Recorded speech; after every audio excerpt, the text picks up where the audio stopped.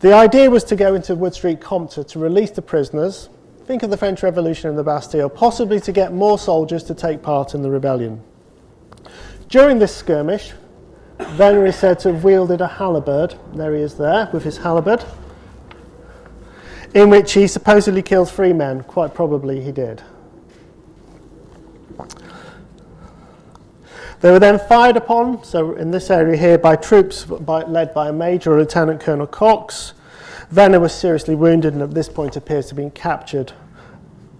The survivors fled and dispersed. One group certainly escaped from Paul's Cathedral up here, here's London Wall, and then tried to get out of the gate around here. There's a postern gate in the wall, but it was locked.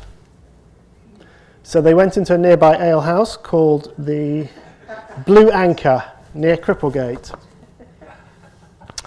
which proved to be their demise. Between 7 and 10 holed up in the upper room in the Blue Anchor.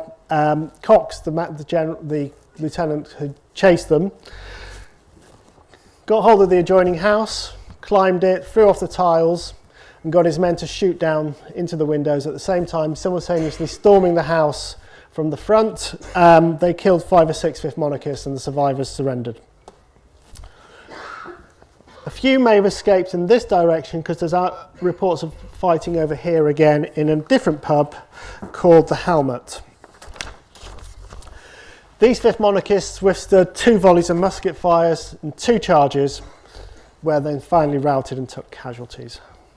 Altogether, of the 50 or so, maybe 60 Fifth Monarchists involved, there are about 30 survivors of Venner's Rising.